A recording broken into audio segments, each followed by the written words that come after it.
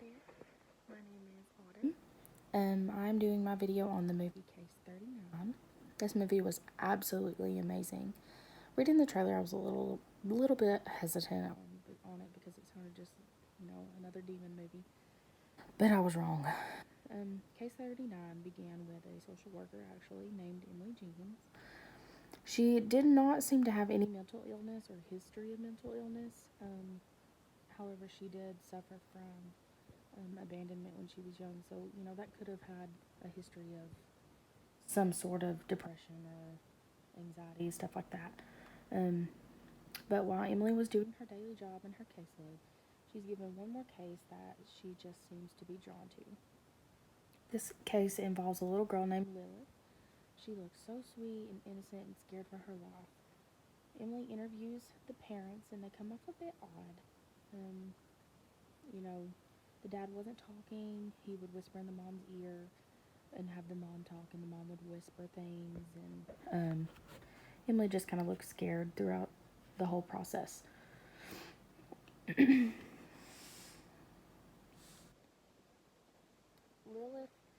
eventually attaches herself to Emily and trusts her, and she ends up confiding in her.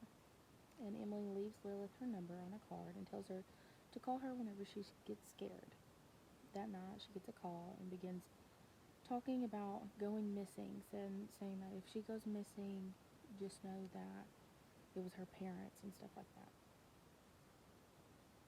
And tells Emily that she can't hold her eyes open anymore. And this led me to think that maybe she had been drugged.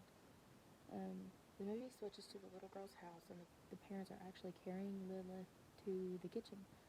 In the kitchen, once they get to the kitchen, they put her in the oven, and they tape it with duct tape shut, and then turn it on. And this is when Emily shows up with a cop, one of her cop friends, wearing. This is when they take Lilith, and Lilith begs to stay with Emily instead of going to a group home, which, she had become attached to her, so you could see that happening. Once Lilith moves in with Emily, everything seemed normal. They were getting back on track, therapy and everything going on. After the first week, Lilith starts group therapy with the other kids in hopes of getting her to open up.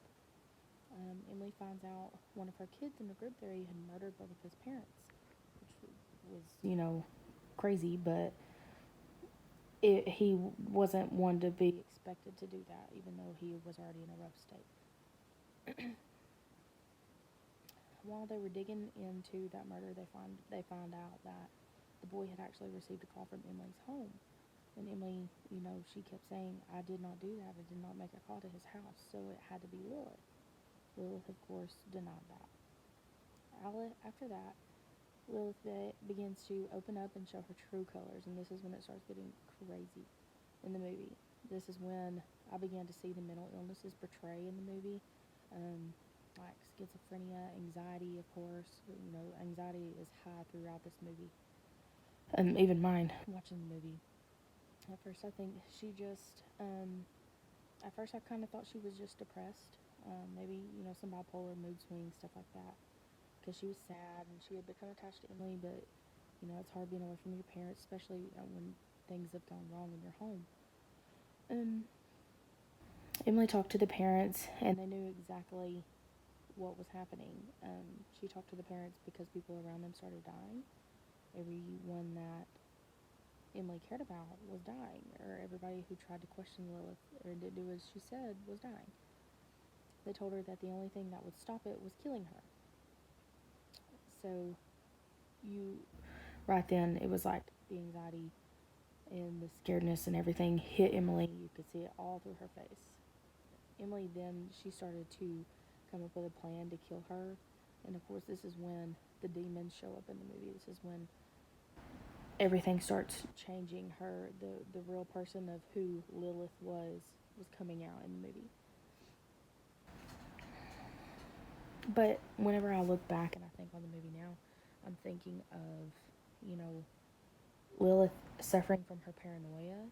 That could have been from, mood swings, depression, bipolar, manic depression, schizophrenia even. I believe a lot of these things that she was doing and saying to people were because of the voices or the demon, in other words, in their head. I think a lot of the stuff that she was saying was going on was maybe a split personality going on in her head and telling her to hurt people if they weren't listening to her or doing what she said. Alright, that's about it on the movie. You have to go and watch that movie even after this class. This is a really good movie to watch. I think it has a good example on a different topic like schizophrenia and stuff that we haven't talked about yet.